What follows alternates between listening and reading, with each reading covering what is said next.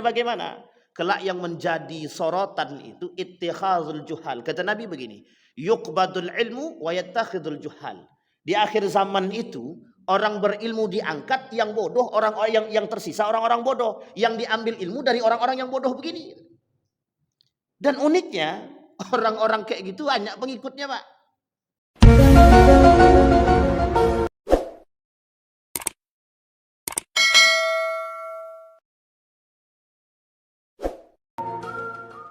Billahi minasyaitonir rajim. Bismillahirrahmanirrahim. Assalamualaikum warahmatullahi wabarakatuh. Alhamdulillahi rabbil alamin. Alhamdulillahilladzi arsala rasulahu bil huda wa dinil haqq liyudhhirahu 'alad dini kullih wa kafa billahi shahida. Asyhadu an la ilaha illallah wahdahu la syarika lahu wa asyhadu anna Muhammadan abduhu wa rasuluh la nabiyya ba'd. Allahumma salli wa sallim wa barik ala hadzal nabiyil karim. Allahumma salli ala Muhammad wa ala ali Muhammad fil alamin innaka Hamidum Majid. Ya ayyuhalladzina amanu taqullaha wa qulu qawlan sadida yuslih lakum a'malakum wa yaghfir lakum dzunubakum. Wa may yuti'illaha wa rasulahu faqad faza fawzan 'azima. Puji syukur kehadirat Allah dengan mengucapkan alhamdulillahirabbil alamin, berselawat kepada Nabi dengan mengucapkan Allahumma shalli ala Muhammad wa ala ali Muhammad fil alamin innaka Hamidum Majid. Bapak Ibu sekalian yang berbahagia, mudah-mudahan di malam hari ini Allah melimpahkan rahmat dan karunia-Nya kepada kita semua.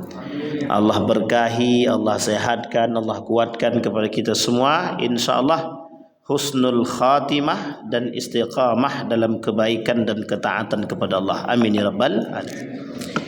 Baik, Bapak Ibu sekalian yang berbahagia, malam hari ini kita melanjutkan kajian kita dari kitab Al-Kabair yang dulu pernah kita bahas. Dulu kita membahas tentang aklu malal yatim wa aklur riba. Sudah banyak yang kita bahas dari persoalan dosa-dosa besar. Malam hari ini di dalam kitab yang disampaikan oleh Imam Az-Zahabi atau Syamsuddin Az-Zahabi dengan judul kitabnya Al-Kabair, dosa-dosa besar. Pada dosa besar yang ke-18 ini oleh Imam Az-Zahabi menuliskan ada kalimat yang disebut dengan syahadatuz zur atau syahadatuz zur. Apa arti daripada syahadatuz zur? Persaksian palsu.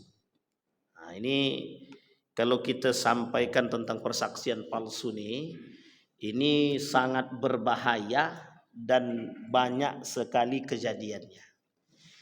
Bapak-bapak tahu persaksian palsu maksudnya? Dia jadi saksi tapi manduto. Ini sering terjadi ya. Nanti kita lihat kasus yang sering terjadi itu di mana. Jadi Bapak Ibu ini kita ambil contoh dulu. Nanti baru kita artikan apa sih sebenarnya syahadatuz zur itu. Jadi seorang anak bertikai dengan ibunya, ibu kandungnya. Persoalan waris. Persoalan apa? Waris. Ketika anak ini meminta hak waris dia kepada ibunya, entah bagaimana persoalannya, jalur hukum yang ditempuh dibawalah ke pengadilan agama. Anak nih dalam benak dia pokoknya harus memenangkan kasus ini, harus. Karena kalau tidak menang, duit tak dapat. Maka dicarilah orang yang bisa bersaksi atas persoalan yang dia miliki dengan orang tua dia. Apa yang dia cari? Siapa saksinya? Aqarib, orang-orang terdekat. Dicarilah orang-orang terdekat sekitar dia yang siap jadi saksi. Apa kata anak ini tadi? Kalau bapak mau jadi saksi, pokoknya sampaikan bapak sejalan dengan saya, nanti bapak saya bayar. Terjadilah persaksian palsu. Menanglah anak ini, dapatlah harta tadi, mau tidak mau ibu tadi masuk dalam penjara. Jadi ibu kandungnya dimasukkan ke dalam penjara hanya karena dianggap mengambil hak daripada anak dia dalam persoalan waris. Uniknya, orang yang bersaksi di pengadilan itu adalah orang yang terdekat tapi tahu keadaan dan kasus sebenarnya, tapi justru berkata tidak tahu. Nah, ini namanya persaksian palsu. Kita lihat kasus-kasus yang lain banyak, Pak. Tidak hanya di pengadilan agama, wallahi aku bersaksi bahwa si Fulani bin Fulan itu baik. Padahal tak baik, Pak. Ini misal contoh nih. Ada seseorang yang ingin kita pilih. Kita bersaksi, ya Allah, saya bersaksi bahwa Fulani bin Fulan itu orangnya baik dan layak. Dia tak baik.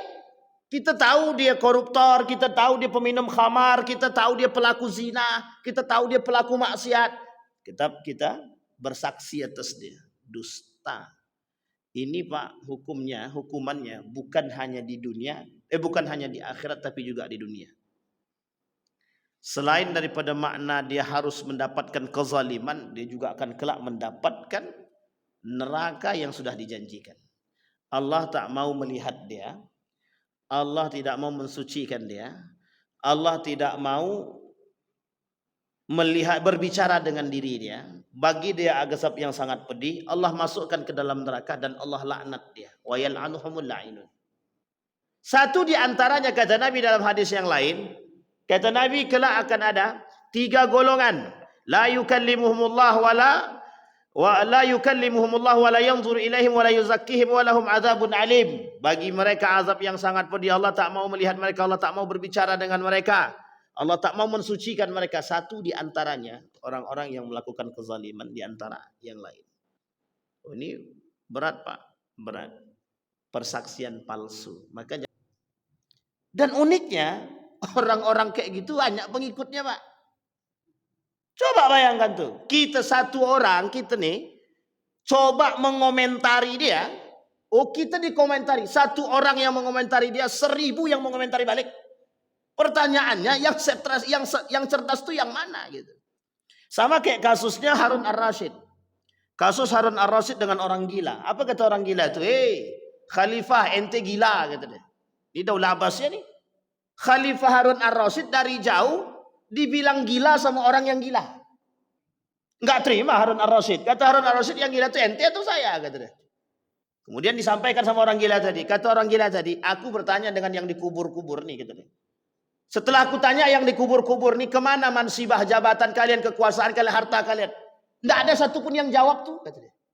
Kata Harun Ar-Rasyid, ya jelas lah, ente gila, kata dia. Saking ngamuknya Harun Ar-Rasyid. Tapi kemudian dijawab sama dia, sama orang gila tadi. Ente kayakan dirimu. Ente kayakan panglima-panglimamu. Engkau bangun bangunan yang megah, kata dia. Besok kau mati, tidak kau bawa, tuh, kata dia. Begitu kan Harun Ar-Rasyid sama orang gila. Diam Harun Ar-Rasyid tadi. Pertanyaannya yang gila sekarang siapa? Kata dia. Engkau atau saya? Kata orang gila tadi. Diam Pak. Sama Pak kasus kita sekarang nih. Kasus kita sekarang nih begitu memang. Kasus yang begitu rumit. Sebenarnya tak rumit Pak. Selesai sebenarnya. Cuman karena ada kepentingan-kepentingan tertentu memang harus ditutupi begitu. Uniknya yang tadinya zahir dan jelas harus kita buat samar-samar. Jadi kita ilustrasikan begini. Dari sini menuju jam itu paling sebentar tinggal jalan lurus selesai. Tapi dibuat kita mutar dulu, mutar keluar, jalan ke sono dulu, balik lagi mutar ke sono, ujung-ujung baru sampai ke situ. Pertanyaannya adalah bodoh atau pinter begitu. Nah, ini Pak, posisi kita zaman sekarang. Semakin ditampakkan yattakhidunal juhal. Banyak orang-orang akan mengambil ilmu itu dari orang-orang yang bodoh. Ini sebab ketidakjelasan, sebab kekaburan itu gitu. Nah, kembali kepada poin tadi persoalan orang-orang yang melakukan syahadatuz zur. Banyak Pak orang-orang yang bersaksi palsu itu banyak. Mohon maaf. Ini saksi pernikahan. Perhatikan baik-baik Pak. Saksi-saksi yang menjadi saksi dalam pernikahan. Kalau kita tidak mengerti benar siapa orang yang kita jadikan saksi, jangan jadi saksi. Karena pertanggungjawabannya sampai ke akhirat itu Pak. Anak si Fulan bin Fulan ini Pak, betul-betul baik. Padahal peminum khamar dia Pak. Narkoba dia kita katakan baik. Pendak dusta kita tuh. Sama Pak. Ini poin-poin. Uniknya syahadatuz zur ini, kesaksian palsu ini dipertontonkan. Kasus-kasus yang dipertontonkan. Kasus tol yang terjadi pada anggota Habib Rizik itu. Banyak yang melakukan persaksian palsu. Banyak Pak, bukan sedikit. Banyak. Yang ikut bersaksi palsu itu banyak. Dan dulu pernah terjadi kasus-kasus yang serupa. Hanya karena ingin menutupi kepentingan-kepentingan tertentu. Nah, ini poin penting untuk kita. Tapi ingatlah kata Allah, orang-orang seperti ini kelak akan mendapatkan, pertama dia harus mendapatkan hukuman di dunia. Kedua, dia akan mendapatkan hukuman di akhirat. Kalau ternyata di dunia tidak dikerjakan hukumannya, maka di akhirat yang dia dapatkan lebih parah daripada apa yang dia rasakan. Tapi ingatlah, setiap yang dia dapat itu di dunia tidak ada satupun yang baka dan berkah daripada apa yang dia dapatkan. Ini poin penting. Sekarang kita lihat apa kata Allah dalam Al-Quran. Walladzina la yashhaduna az-zura wa idza marru kirama. Marru bil lagwi marru kirama, kata Allah. Ada orang yang tidak melakukan persaksian palsu ketika dia diminta menjadi saksi, tapi dia tidak melakukan persaksian palsu. Ketika dia ditekan untuk melakukan persaksian palsu, dia tak mau melakukan persaksian palsu. Kata Allah, orang-orang seperti ini ibadur rahman, termasuk hamba-hambaku yang mulia, yang terhormat, yang aku janjikan bagi mereka surga, kata dia. Wa yamshu kiraman, mereka akan berjalan di muka bumi seperti orang-orang yang mulia, sekalipun terasingkan. Terasingkan bagi manusia, mulia bagi Allah. Sekarang kita lihat, Pak. Orang baik di akhir zaman itu orang baik itu langka. Manusia baik, manusia yang komitmen, kata pimpinannya begini, kalau kau tak mau korupsi, katanya, maka kau tak masuk dalam kelompok kami. Dia berdiri sendiri saja. Kalau dia bisa bertahan dengan komitmen dengan diri dia, maka percayalah Pak, dia akan berdiri sendiri di antara yang lain. Tapi di hadapan Allah dia mulia. Di hadapan manusia yang melakukan perbuatan yang sama tidak mulia. Tapi di hadapan Allah mulia. Itu yang sekarang terjadi. Makanya di akhir zaman itu berbuat baik itu langka. Bertahan dengan kebaikan itu langka. Kenapa kok langka? Kabur Pak semua. Kabur semua. Apa maksud kabur situ? Yang baik jadi buruk, yang buruk saja. Yang halal diharamkan, yang haram dihalalkan, yang jujur dianggap pengkhianat, yang pengkhianat dianggap jujur. Begitu terus menerus kondisinya begitu. Baik, itu dalam poin syahadatuz zur. Apa kata Allah? Innallaha la yahdi man huwa musrifun kadzdzab. Poin utamanya adalah kadzdzab, dusta. Ada orang yang mau menjadi saksi tapi dusta. Ada orang yang mau berkata tapi dusta. Semua perbuatan yang dilakukan adalah dusta. Ingat, perbuatan seperti ini sangat diancam oleh Allah. Dan ini banyak kita temukan. Satu ketika pada masa Umar bin Al-Khattab, ada seorang pemuda berebut tentang seekor kambing, seekor binatang. Mengaku bahwa binatang ini punya dia. Mengaku bahwa binatang itu punya dia. Padahal binatang ini punya si B, bukan punya si A. Si A mengaku punya kambing. Akhirnya terjadi pertikaian di antara si A dan si B terhadap seekor kambing. Si B pemilik asli, tapi si A mengaku memiliki. Karena tidak ada bukti yang jelas, maka setiap di antara mereka harus mendatangkan saksi. Siapa saksinya? Si A dicarinya orang-orang yang siap bekerja sama untuk diri dia dan siap melakukan persaksian palsu terhadap seekor kambing tersebut. Si B, karena memang orang yang benar, dia datangkan dari orang-orang yang jelas, yang mengerti, yang tahu. Dihadapkan kepada Umar bin Khattab. Apa yang dilakukan oleh Umar bin Khattab? Ketika dihadapkan kepada Umar bin Khattab, kata Umar bin Khattab, saya bunuh ajalah kambing ini. Apa kata orang yang tadi punya kambing beneran? Tidak usah kalau begitu.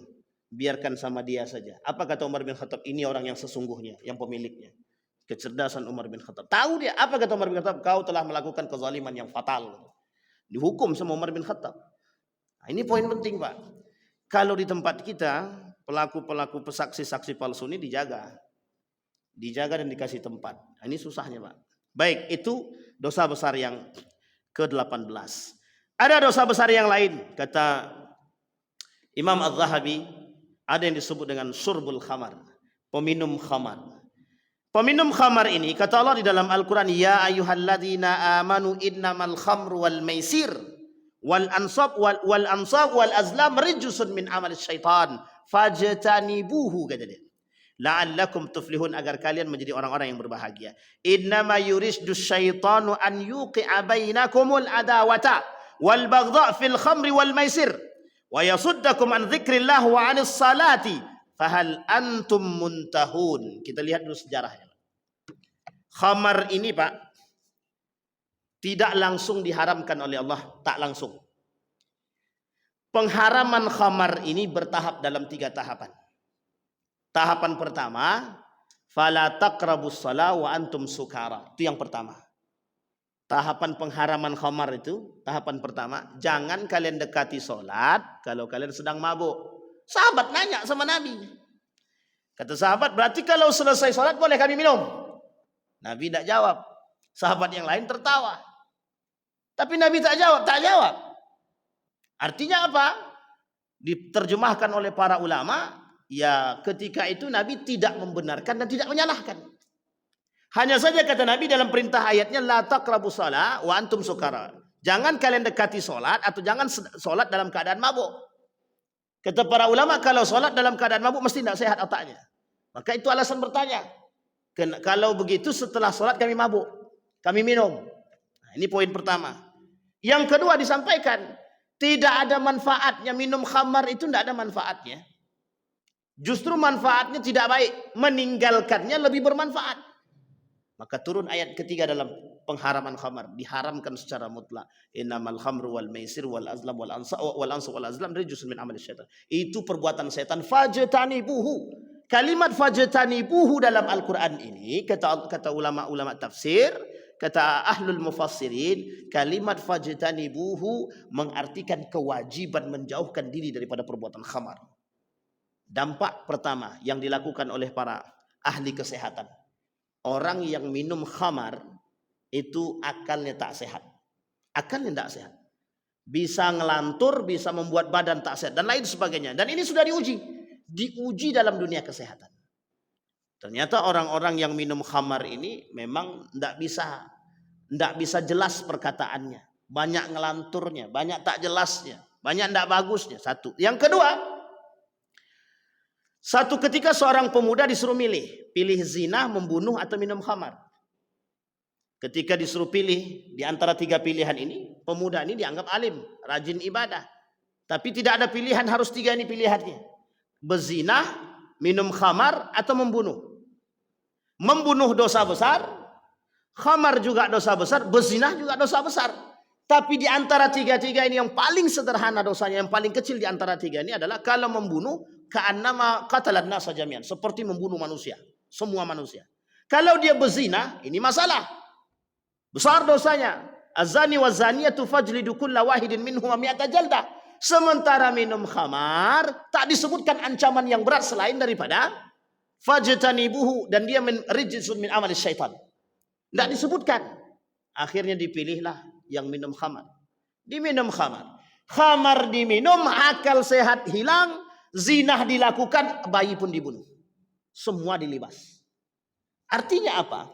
Mana dampak yang paling besar daripada perbuatan tiga perbuatan dosa besar tersebut? Ternyata khamar lebih berbahaya. Apa kata para ulama? Khamar itu menghalalkan semua perbuatan. Orang yang terbiasa dengan khamar, kita ambil contoh, narkoba, bagian daripada khamar, Pak, narkoba tersebut. Orang kalau sudah dengan narkoba, kecanduan narkoba itu, rumah orang pun bisa dibobol, yang diambil cuma 1. Yang penting bisa beli narkoba. Padahal dalam rumah itu ada TV, ada motor, ada kunci mobil, ada HP yang lain. Yang diambil 1, yang penting bisa selesai. Dapat bisa beli narkoba. Coba bayangkan, Pak. Artinya sebenarnya dia tidak mau mencuri beneran. Tapi karena memang dia butuh dengan narkoba tadi, narkotika tadi, dan lain sebagainya dalam bentuk apapun, ekstasi, sabu-sabu, yang membuat mereka candu. Tapi apa yang mereka terjadi? Hilang akal, Pak. Hilang akal. Semua mereka buat. Makanya kenapa ada orang mabuk di tengah jalan? Saya yakin tidak semua kita berani, Pak. Yakin saya tidak semua. Tolong leraikan orang itu. Jangan-jangan dia mabuk, nanti main libas saja dibunuhnya, Pak. Kenapa kita takut dengan orang mabuk? Karena kita anggap orang mabuk ini setengah akalnya hilang. Kenapa kok bisa begitu? Mereka akan lakukan apapun, yang penting mereka senang. Termasuk harus membunuh sekalipun. Kasus yang terjadi di Pekanbaru, mobil yang digeret itu, yang sampai viral itu, ternyata pelakunya mabuk. Nggak sehat, Pak. Kasus yang terjadi di Hang Tuah, mobil yang kemudian melantak satu keluarga yang meninggal semua. Ternyata mabuk. Narkoba. Bayangkan, Pak, tidak ada yang sehat. Tidak. Pertanyaannya, kalau tahu begitu berbahayanya perbuatan seperti ini, pertanyaannya, kenapa kok masih dijual? Kan itu. Nah, ini poin penting lagi bagi kita. Kenapa kok harus dijual? Pertanyaan itu yang bisa jawab adalah para pemangku kebijakan. Kenapa harus dijual? Yang bisa menjawab adalah para pemangku kebijakan. Kita tidak bisa jawab, Pak. Kita cuma bisa mengatakan, kenapa kok mereka memberikan izin? Diberikan atau tidak diberikan izin tetap dilakukan. Berarti siapa yang punya andil di sini? Semua yang terlibat, pemerintah, aparat, Majelis Ulama Indonesia bekerja sama untuk menuntaskan itu. Tidak bisa sendiri, tidak bisa. Tuh di jalan Pasar Bawah, sepanjang jalan, Pak, sepanjang jalan jualan. Yang dijual barang haram, khamar. Pertanyaannya secara zahir jualannya, zahir. Kok tidak ada yang melarang? Bukan tak ada yang melarang. Karena yang punya siapa dulu? Ini pertanyaan, Pak. Yang punya siapa? Akhirnya, mohon maaf. Generasi dibodohkan dengan hal demikian. Kita capek mengatakan, jangan dekati yang haram, jangan minum khamar, jangan itu. Kita mengatakan demikian, tapi tempat diberi, ruang dikasih. Nah, ini poin kita. Maka kalau kita melihat sekarang, posisi narkoba, pelaku narkoba, minum khamar, dan lain sebagainya itu dari perbuatan-perbuatan yang kita anggap sebagai dosa besar, yang dianggap oleh baginda Nabi sebagai dosa besar, itu bukan dibiarkan sebenarnya. Bahkan ada ruang bagi mereka untuk bergerak. Nah, ini poin penting bagi kita. Dosa besar kita sediakan tempat. Kemudian Allah kata, "Wa man ya'sillaha wa rasulah wa yata'adda hududahu yudkhilu naran khalidan fiha walahu azabun muhin." Pertanyaan saya adalah, apakah orang-orang yang meminum khamar itu kalau kita nasihati masuk? Tidak masuk, Pak, tidak masuk. Jangan kau ceramahkan aku, kata dia. Bawa saja ke sini minuman khamar itu, kami minum, selesai. Begitu, Pak. Butuh apa? Terapi. Butuh apa? Pendekatan. Dan itu yang terjadi. Mereka tidak takut dengan neraka jahanam itu, Pak. Mereka tidak takut dengan neraka. Kenapa tidak takut dengan neraka? Karena ketika mereka minum, hilang akal mereka, tidak berpikir lagi dalam keadaan sehat. Justru yang kita takutkan ketika kecanduan, itu yang berbahaya. Kemudian kata baginda Nabi Muhammad sallallahu alaihi wasallam, wa fi sahihain, anna Rasulullah sallallahu alaihi wasallam qala, man syaribal khamra fid dunya yahrimuha fil akhirah. Barang siapa yang minum khamar di dunia, maka di akhirat diharamkan oleh Allah. Apa yang diharamkan bagi mereka oleh Allah? Diharamkan jasad mereka oleh Allah untuk merasakan surga. Untuk menikmati surga oleh Allah diharamkan. Wa dzukira anna mudminil khamar ka'abidil wasan. Kata Imam Az-Zahabi, orang yang minum khamar, pelaku minum khamar, peminum, pengedar, penjual, ka'abidin wasan, seperti penyembah patung, penyembah berhala. Wa rawahul Imam Ahmad fi musnadihi min hadits Abi Hurairah radhiyallahu anhu anna Rasulullah sallallahu alaihi wasallam qala, mudminul khamri ka'abidi wasanin, seperti penyembah setan, seperti penyembah patung, seperti penyembah berhala. Apa maksudnya? Tak bisa lepas, terikat. Seolah-olah minuman yang mereka minum itu menjadi satu hal yang memang harus mereka pegang. Kalau tak ada narkoba, dia kalau sudah kecanduan, Pak. Orang ini narkoba, narkotika, sabu-sabu dan lain sebagainya. Kalau sudah kecanduan, apapun mereka lakukan. Badan menggigil. Kami pernah lihat itu, Pak. Badannya menggigil. Takut kita, Pak. Seram. Semua mereka lakukan. Sampai tangan ini disayatnya, Pak. Berkeluar darah yang diisapnya. Karena tak dapat lagi sabu-sabu tadi. Tangan ini diisapnya. Maka muncullah ide untuk melakukan terapi, apa lagi namanya? Rehabilitas. Baik. Wa dzakara anna mudminil khamri idza mata wa lam yatub la yadkhulul jannah. La yadkhulul jannah. Peminum khamar, kata Imam Az-Zahabi, mati dia dalam keadaan minum khamar dan dia tidak bertobat kepada Allah, maka haram bagi dia menyentuh surga. La yadkhulul jannah, dan tidak akan dimasukkan ke dalam surga. Itu kata Imam Az-Zahabi. Wa ruwiya an-Nasa'i min hadits Ibnu Umar anna Rasulullah sallallahu alaihi wasallam qala la yadkhulul jannah a'iqun liwalidayhi wala mudminul khamar. Tidak akan masuk ke dalam surga orang-orang yang tertera. Satu, orang yang durhaka kepada orang tuanya. Yang kedua, peminum khamar. Wa fi riwayatin ukhra thalathatun qad haramallahu alaihimul jannah. 3 golongan yang diharamkan oleh Allah untuk mereka dan ada diharamkan surga atas mereka, kata Nabi dalam hadis tersebut. Yang pertama, mudmir al-khamar, mudminil khamri wa a'iq liwalidayhi wa dayyus wa huwa alladhi yuqirru su' fi ahlihi. Yang pertama, orang yang dilarang diharamkan oleh Allah masuk surga, peminum khamar, yang dusta, yang suka durhaka kepada orang tua, kemudian suami yang membiarkan anak istri dia berdurhaka. Kalau ada anak istri berbuat maksiat, suami diam aja, itu penghuni neraka tuh Pak. Haram bagi dia masuk surga tuh. Nah, kalau ada yang begitu, coba tobat Pak. Tengok anak-anak kita Pak. Kalau anak kita sudah mulai melakukan perbuatan maksiat, baik pacaran dia, bezinah dia, maksiat, narkoba dia, dan lain sebagainya, cepat diingati Pak. Kalau sudah kita ingatkan, sudah capek kita ingatkan, sudah berbuih mulut kita mengingatkan, apakah kita bebas atas kewajiban? Secara hukum kita tak punya kewajiban.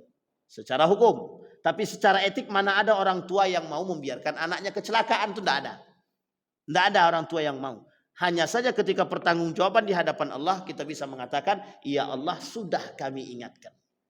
Nah, ini poin penting juga. Kenapa begitu? Biar kita terlepas daripada sebutan pengkhianatan terhadap Allah atas amanah yang Allah berikan. Wa dzakara anna suqran la yaqbalullahu minhu hasanat. Kata Imam Az-Zahabi, pelaku minum khamar dan mabuk dia, apapun yang dia buat tidak akan diterima. Kebaikan apapun yang dia lakukan tidak Allah terima. Nah, ini orang mabuk, orang-orang yang minum khamar, mabuk dia, berbuat kebaikan apapun dia, kata Imam Az-Zahabi, tidak Allah terima kebaikan yang dilakukan. Wa ruwiya Jabir bin Abdullah anna Rasulullah sallallahu alaihi wasallam qala thalathatun la tuqbal lahum salat, la tuqbal lahum salatan wa la turfa lahum hasana ila as-sama'. Al-'abdul abqa hatta yarji ila mawalihi fayada'u yadahu fi aydihim wal mar'atu sakhid 'alaiha zawjaha hatta yarda anha wasukranu hatta yasihhu. Kata Nabi, 3 yang salatnya tidak diterima dan kemudian perbuatan baiknya tak sampai ke langit. Siapa mereka orang-orang seperti ini yang salatnya tidak sampai, tidak diterima oleh Allah, dan kemudian kebaikannya tidak Allah balas dengan kebaikan atau tidak Allah terima?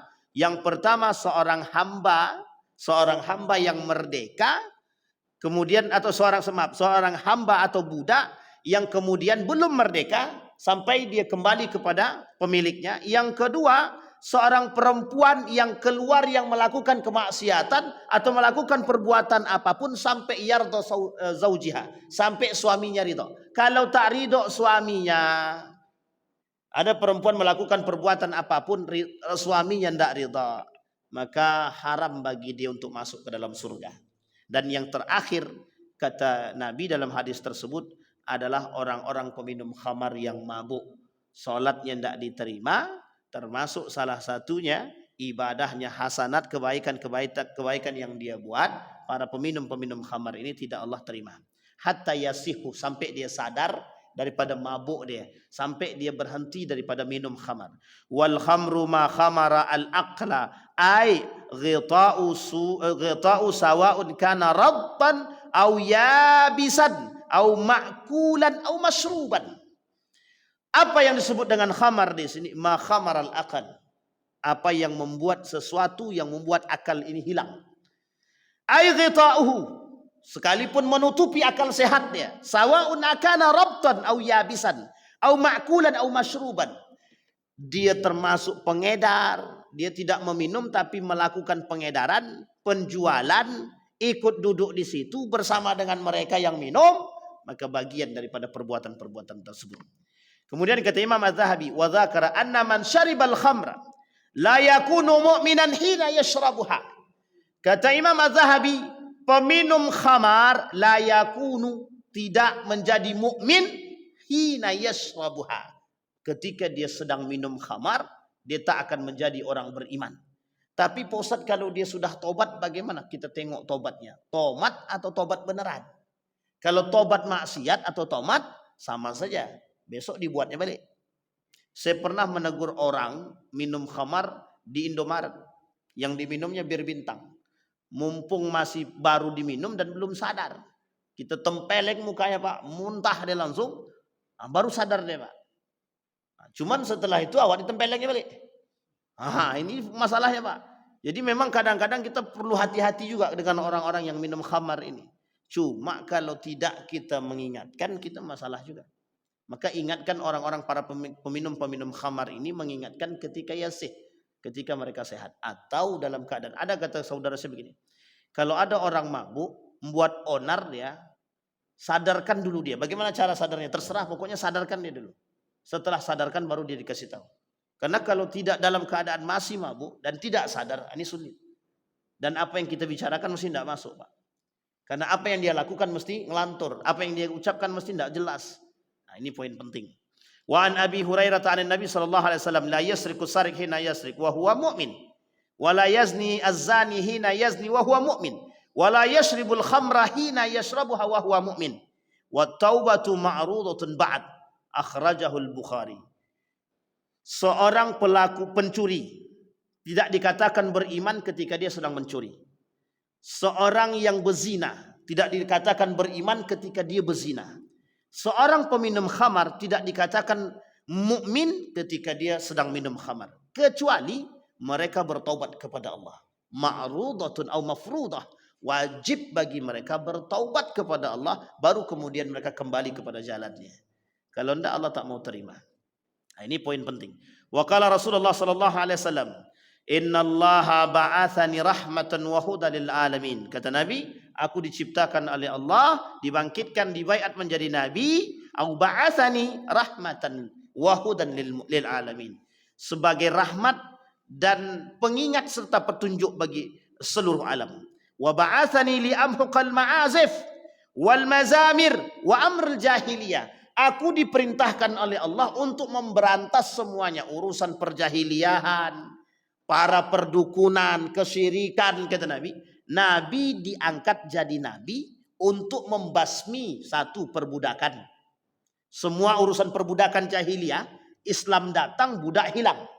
Semua harus dimerdekakan. Yang kedua, itu yang pertama. Yang kedua, urusan penyembahan-penyembahan, yang menyembah patung dibasmi. Syirik kepada manusia, syirik kepada patung, pada hewan, semua dihabisin.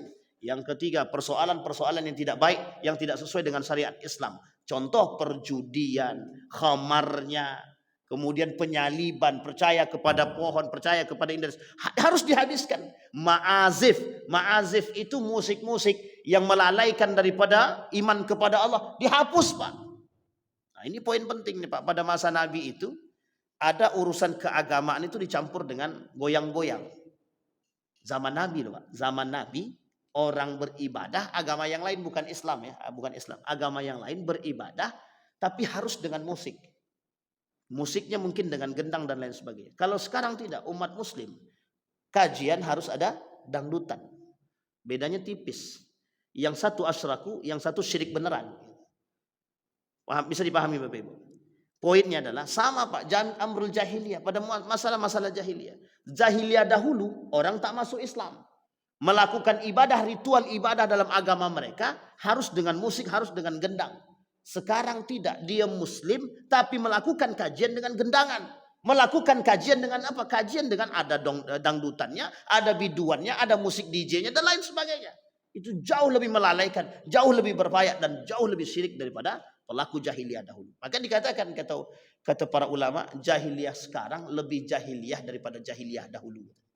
Jahiliyah dahulu orang tak berilmu. Jahiliyah sekarang ilmu ada tapi tak sejalan dengan agama. Kemudian wa dzakara man lu'ina fil khamri. Wa ruwiya Abu Daud anna Rasulullah sallallahu alaihi wasallam qala la'antu al-khamra bi'ainiha. Aku melaknat khamar itu secara zat, secara ain. Wa syaribuha, dan khamar itu sendiri dilaknat oleh Rasulullah dan Allah. Syaribuha, peminumnya. Wa saqiha, pemberi minumnya. Dia tidak minum tapi pemberi minum, penyedia. Wa ba'i'uha, penjualnya. Wa mubta'uha, yang menyediakan dari penjualan tersebut, yang menentukan harganya. Wa asiruha, yang menciptakannya, yang membuatnya. Wa mu'tasiruha, penyebarnya, marketingnya. Wa hamiluha, pembawanya. Wa mahmulah. Mahmulah ini orang yang dititipkan. Pembawa kena, yang dititipkan kena. Misal. Saya bilang sama tukang Maksim ini, bang, titip minum bir bintang ini ya, untuk si fulan nih bin fulan. Sama tuh Pak, kena juga. Dilaknat kata Nabi. Dilaknat Allah. Banyak nih Pak. Satu yang dilaknat tadi, khamar itu sendiri, minuman itu. Yang kedua peminumnya. Yang ketiga yang memberikan minum. Cuman menuangkan doang. Saya tidak minum tapi saya tuangkan. Sama, kena juga. Yang menjual kena. Yang produksi kena. Yang menciptakan, membuat, mengkasih label. Semua yang terikat dengan urusan khamar ini kena semua. Ngasih labelnya, menciptakannya, ini segala macam. Kena semua. Bahkan yang bawa pun dan yang dititipkan kena. Ilaihi wa akilu thamaniha, yang juga ikut memakan harganya. Misal saya jual, duit yang tadi saya bagi ke abang nih, abang nih pun ikut kena sekali. Coba bayangkan, kecuali dia tak tahu. Kalau dia tahu saya jual khamar, hasil jual khamar tadi, duit tadi saya bagi, bang tolong belikan martabak bang. Nah, ini jual khamar nih, tapi kemudian saya bilang sama abang nih, bang tolong belikan martabak. Yang makan semua kena. Nah, jadi kalau tahu jangan. Ini ada pertanyaan ke saya, Ustaz. Kami tahu Pak Ustaz, si fulan nih bin fulan itu penjual khamar dia Ustaz. Cuman begini Ustaz, tempat dia beli makanan di warung kami Ustaz. Gimana tuh Pak Ustaz? Tahu ibu situ dia peminum khamar, tahu Pak Ustaz? Jangan terima duitnya. Jangan terima duitnya. Haram. Kalau tak sanggup kita mengingatkan, jangan. Dan jangan terima duitnya. Terus bagaimana Ustaz? Kalau ibu siap untuk ikhlas untuk memberikan, berikan saja. Kalau enggak usah, suruh dia beli tempat yang lain. Kenapa? Karena kita ikut kena Pak. Kita ikut kena. Kalau kita jual dan kita menikmati uang yang kita sadar kita dia peminum khamar, sama dengan pelaku zina. Misal ada prostitusi. Kita tahu perempuan ini pelaku prostitusi Pak. Mohon maaf. Kemudian dia belanja di tempat kita, warung makan kita. Dan duit yang dia gunakan untuk membeli adalah hasil daripada perlakuan tersebut yang haram tersebut. Maka apa yang kita lakukan? Kita mendapatkan kecipratan keharamannya Pak. Kecuali kita tak tahu. Kalau kita tak tahu, jangan tanya Pak. Ini duitnya halal apa haram? Pasti tersinggung dia Pak. Oh iya, Bapak ini tanya-tanya halal apa haram? Ya jelas halal lah kata dia. Itu menurut dia kan. Tapi pentingkah bagi seorang mukmin untuk mengetahui? Penting Pak, penting. Cuma ketika ada orang belanja ke tempat kita dan kita tidak tahu, jangan tanya persoalan halal haram Pak. Kenapa demikian? Ketika kita tidak mengetahui, secara tidak langsung kita ma'fu anhu. Kita terampuni. Tapi kalau kita ingin bertanya dengan cara yang baik, silahkan. Bang, ini duit dari mana? Tapi dengan bahasa yang baik, yang membuat dia tak tersinggung. Ini tadi saya jual tua, nah, dapatlah duit, sementara saya belum makan, makanya saya beli makan. Bang, sebaiknya ini nasi untuk abang aja, tidak usah bang bayar. Tak usah bang bayar. Kenapa begitu? Kita tahu Pak keharaman yang dia lakukan, kemudian kita terima. Muskilah Pak, masalah. Kita ikut daripada bagian hal tersebut. Nah, ini poin penting bagi kita untuk menghindari hal-hal demikian. Maka kata Nabi, orang-orang yang ikut itu dilaknat. Semua yang tadi kita sebutkan terlaknat. Dilaknat oleh Allah. Bahkan pemakan daripada hasilnya saja ikut terakhir. Wa dzakara an-nahya an iyadati syurbatil khamri idza maradu wa kadzalika la yaslam alaihim. An Abdullah bin Amr ibn As radhiyallahu anhu maqala la ta'udu syurrabul khamr idza maridu. Qala al-Bukhari. Kata Imam Abu Amr bin As, kalau ada peminum khamar sakit, tidak usah dijenguk. Tidak usah dijenguk. Jadi gimana itu Pak? Ada tetangga kami kerjaannya memang itu minum. Sakit dia Pak. Kalau tak kami tengok gimana caranya Pak? Kata Nabi begitu, jangan ditengok. Katanya. Ini menjadi perdebatan para ulama. Mayoritas para ulama mengatakan sepakat dengan hadis ini. Apa kata para ulama? Jangan ditengok. Orang yang peminum khamar, jangan dijenguk. Kenapa tidak boleh dijenguk? Karena dia sudah melakukan maksiat kepada Allah. Dia bermaksiat kepada Allah, tapi justru kita menjenguk kemaksiatan dia. Ini poin penting untuk kita sampaikan. Wa qala al-Bukhari, qala Ibnu Amr, la taslimu ala syurbatil khamr. Tidak usah kalian berjabat tangan dengan la tusallimu, jangan bersalaman atau jangan memberikan salam kepada orang peminum khamar. Begitulah ancamannya. Wa qala Rasulullah SAW, la tajalasu syarabul khamri wa la ta'udu maradahum wa la tashhadu janaizahum. Apa kata Nabi? Jangan duduk bersama peminum khamar, jangan jenguk kalau dia sakit, jangan ikut mensolatkan jenazah dia, dan jangan bersaksi atas kematiannya. Wa in syarabal khamr taji'u yaumal qiyamah masudan wajhahu. Orang-orang peminum khamar ini kata Nabi nanti kelak datang kepada Allah di hari kiamat dengan wajah yang hitam, mudalla'an lisanahu ala sadrihi. Lisannya ini penuh dengan kotoran. Wa yasilu li'abihi yukazrifu kullaman ra'ahu wa arrafahu annahu syaribul khamar. Semua orang akan tahu siapa dia karena karakternya ditampakkan oleh Allah. Oh, kepala muka dia hitam. Oh, lidah dia hancur. Orang tahu, semua orang tahu bahwa dia semasa hidup pelaku minum khamar. Tapi orang tak takut dengan begini. Mudah-mudahan dengan apa yang kita sampaikan ini, setidaknya yang mendengarkan ini bisa menyampaikan kepada para pelaku minum khamar, la'allahu yatub, sampai semoga mereka bertobat kepada Allah. Para peminum khamar, narkoba, narkotika, sabu-sabu, ekstasi dan lain sebagainya, nikotin, semuanya Pak. Mudah-mudahan para pelaku ini bertobat. Amin ya rabbal alamin. Mudah-mudahan bermanfaat bagi kita semua. Fa'tabiru ya ulil absar la'allakum tuflihun. Assalamualaikum warahmatullahi wabarakatuh.